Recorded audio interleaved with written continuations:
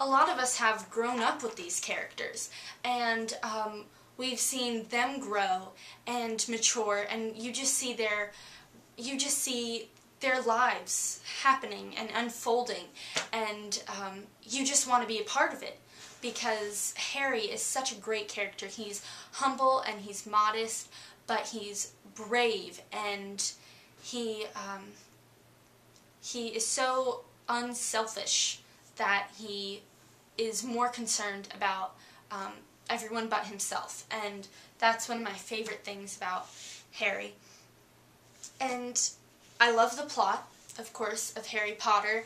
It's something that I feel has never been done before, so I think that's why it attracted so many readers. But it's just, this plot is so intricate, so many things take part. It's not only about Harry's past, but it's about Harry's future, and, you know, prophecies, and Harry's scar, and how the other characters fit in. It's like this giant 100,000 piece puzzle that you are slowly putting together as you read this series. Another thing I love is that each book kind of has a piece of the plot. Like, it can stand alone almost. I mean, it won't, because you should read the other books, but one thing my dad and I like to discuss is that if you are writing, say, a series, you want to be able to have each book stand on its own. Meaning, you know, you don't want to end with a cliffhanger so huge, this cliffhanger ending, where it's like you just kind of chopped the book in half. And I don't feel that J.K. Rowling does that. She ends each book so that she leaves you wanting more, but each book, because it has its own new adventure, new plot, you know, she ties up all of those loose ends. So I think that's that takes a lot of talent, and I applaud her for that and admire her for that. I love the mystery. You know, you start off, although, like I just said before, each book kind of has its own plot and something new that Harry's trying to accomplish or defeat in some cases. You know, there's this ongoing mystery. And the mystery, you know, you keep asking yourself, like, why is Harry alive? Why did he not die when Voldemort tried to kill him? So there are separate pieces, again, to this puzzle that you start to put together along the way. But I love that you can solve this mystery at the end. And it was almost kind of sad, because once it was done, it was like, wow, it's over. The end. Nothing else. And another thing I love is that you can totally visualize Harry Potter.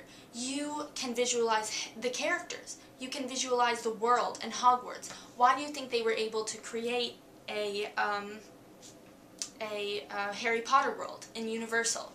Well, because it was such a vivid world. You know, J.K. Rowling describes every single detail. Hogsmeade, Hogwarts, the Leaky Cauldron, all of these settings that you can just picture clearly in your mind. She's just amazing. Like, how do you come up with your own world? I mean, I can go into my own world sometimes when I'm daydreaming, but believe me, it's not that amazingly clear. So, I love that about these books. I was trying extremely hard to come up with something I disliked about the book, but it was very hard for me. So the only thing I could come up with was that there were only 7. And by that I mean that I was so sad that it was over, because I've been reading these series since like 2nd grade, but also I feel like 7 was enough. There was no need to continue this series because J.K. Rowling just did a fantastic job. So, that's all I have to say on the subject, and I'm going to do a part 2 because I believe I went over time. So, thanks for watching, comment, and let me know what you thought. And be sure to watch part 2 so you can learn more about J.K. Rowling, her website, other websites with Harry Potter information, more about the movies, and other books that kind of tie in with Harry's world. So, Bye! Hi, I'm Brooke, and welcome to part 2 of my Harry Potter book review. So, in part 1, I went through each book in the series and kind of described what I liked best about them and tried to give you mini synopses of each book.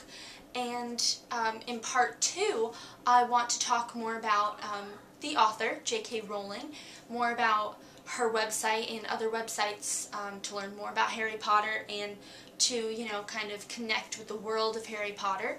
I want to talk a little bit about the movies and also some books that go along with the Harry Potter series. So that's where I'm going to start. This is The Tales of Beedle the Bard by J.K. Rowling. This is a collection of children's stories in the wizarding world, and doesn't have a lot to do with the actual series, but it's a really fun read, and I think it's cool because if you look here on the inside cover, it says translated from the ancient runes by Hermione Granger, commentary by Albus Dumbledore, and then introduction notes and illustrations by J.K. Rowling. So you read Dumbledore's commentary on each of these tales and kind of what he believes they mean. So there are,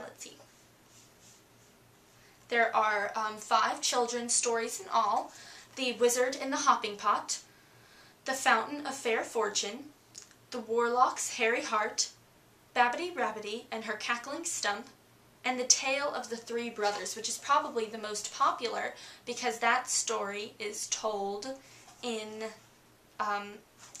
the 7th Harry Potter book. So I think this book is kind of helpful to read because it is mentioned, especially in Deathly Hallows Book 7, but also just because it's kind of a light, fun read, and you are kind of connected to Harry Potter's childhood almost, which is really cool because Harry Potter's not even real.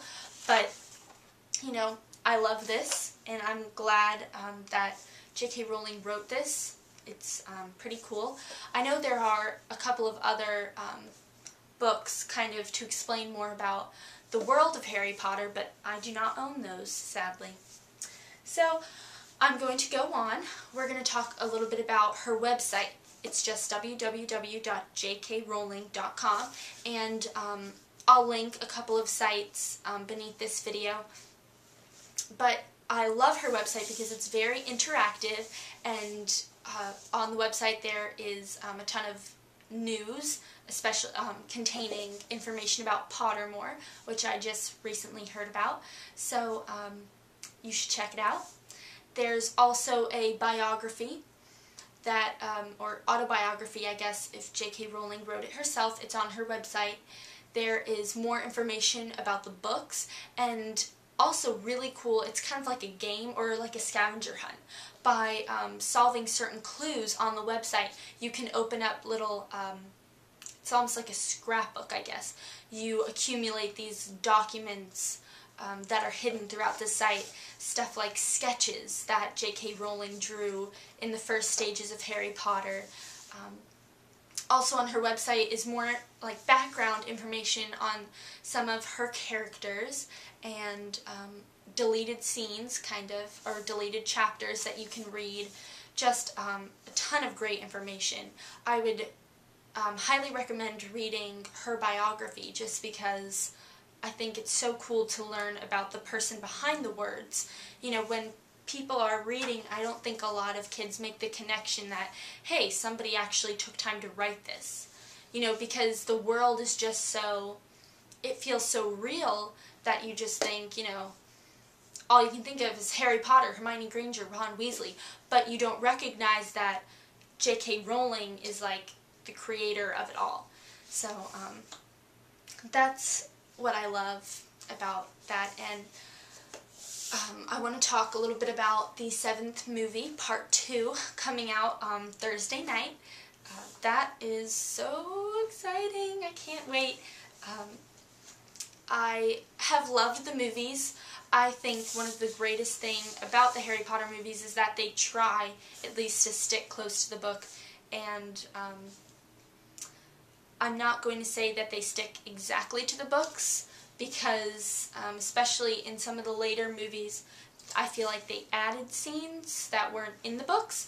But I mean, compared to some other movies that were taken from books, I think Harry Potter has done a pretty good job. You know, you don't see too many mistakes or, you know, wanderings from the books, and I love that because I feel like the actors and the actresses just totally make the words come to life even more. And so I would also recommend watching the movies, but after you read the books. I know a lot of people probably won't take that advice, especially if you don't like to read. But if you haven't read the series and you haven't seen the movies, read the books first. It makes it so much more enjoyable to read one of the books and then sit down and watch the movie. That's what my dad and I always did. There are a couple of other Harry Potter fan sites where you can learn how to solve the mysteries of J.K. Rowling's website, and I think there's an actual Harry Potter website where you can play games and things connected to the novels. So I'll probably link a couple of those beneath this video as well. I know this was pretty short, but I just wanted to get some of that extra information out of the way. And I have a couple of other quick announcements to talk about before I end this video. One is that, if you haven't already noticed, this is a different background. I completely rearranged my room, so it's still travel themed. I don't know if some of you have watched some of my other videos, but I mentioned that my room is travel themed. I no longer have a loft bed where the bed is on top, the desk is on the bottom.